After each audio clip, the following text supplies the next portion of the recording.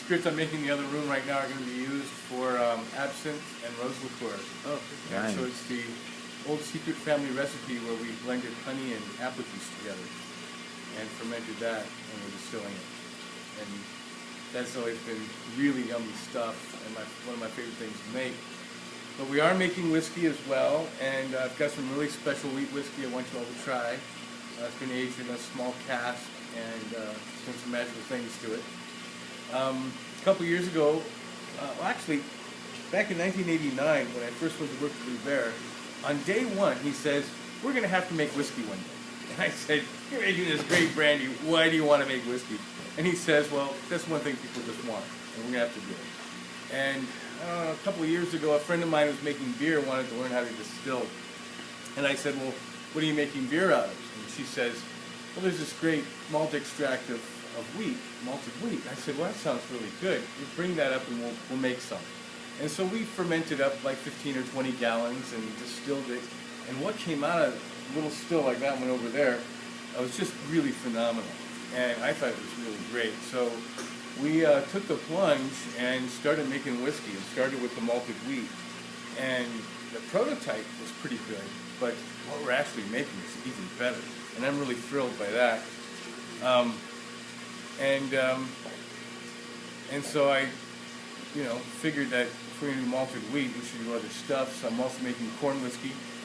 And the malted wheat is 100% wheat. The corn is 80% corn or 81% corn, and then it's got malted oats and malted rye and a small amount of malted barley in it. And it's even more complex than the malted wheat, and it just has got different characters to it that I really like. And before too much longer, I want to start making rye whiskey as well. But we'll see, either by the end of the year or into early next year, we'll be doing rye. And I've taken everything that I learned making brandy here and have applied it to making whiskey in terms of distillation. I'm literally applying the distillation style of cognac to making whiskey. And there's other people in the world making whiskey, and they're doing it differently. They use a column still, or they don't know the things that we know about distillation from cognac. In terms of redistilling feints and seconds, redistilling heads, and that sort of thing. There's a lot of flavor and a lot of alcohol in those components that we don't save for drinking and distilling, but rather, cut out from the heart of the second distillation. But we take those things and reuse them, and it makes an incredible difference in what we do. It gives it more, more body or more soul inside. It's just more there in the glass in the first place. So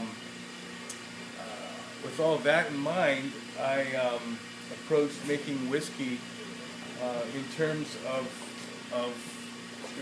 what can I do to make it the best possible thing that I'm making? What can I do to keep improving its quality? And primarily I take a great deal of joy in making fine spirits and making things that people appreciate and enjoy. And I absolutely love what I do, really, really do. I've been in and out of it over the last 20 years. I suffered an injury that kept me down for a few years, but I jumped back up and got back into it as soon as I could. And now I get to have my sons working with me. Devin's been working with me since May of 2010, and I couldn't have interviewed for a better assistant. He has just got a lot of spirit, and it really takes spirit to make spirits. It really does. So we work harder than a lot of other people out there that's not trying to brag. It's hard. Yeah, it's tough. He's got to climb inside that still when it's hot and clean it. 180 degrees, 2-3 times a week at 4 in the morning. I used to do that too. Labor. I'm so glad I don't have to do that anymore. but I take good care of him while he's doing it. Absolutely. Yeah. I'm here at 4. I'm out by noon usually, stuff like that. It's really awesome. I come in the morning. He comes in and finishes. We're a team. Yeah. We do everything together.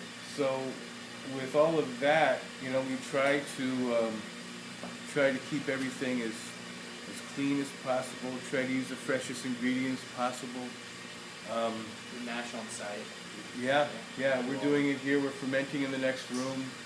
We have a 650-gallon mash reduction tank that we do the whole thing in, and we're fermenting 1,900 to 2,100 gallons at a time, and that makes the equivalent of about 200 cases. And I have as many as 4 mashes fermenting at once while we're doing it. Right now I've got 3 going plus the apple honey we're distilling now. And every pound of everything that's gone into any tank has passed through my arms or his arms. Yeah. Easy, mostly mine. Every pound of sugar takes 4,000 pounds from the back right now? Yeah, it's 2 tons of malt to make the 200 cases. Sometimes I'll be distilling and I'll have a whole pallet in the tank before it even gets to work. Yeah. That's serious. Like, so when it's not malt extract, it's whole grain, and we're milling the grain here too.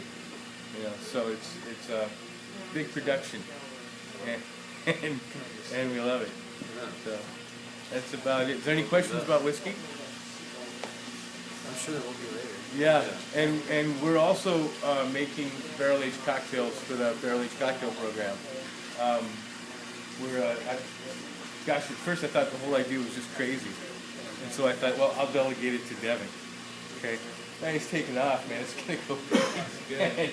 And so he's able to use the whiskey, the brandy, our absinthe, and the via vermouth.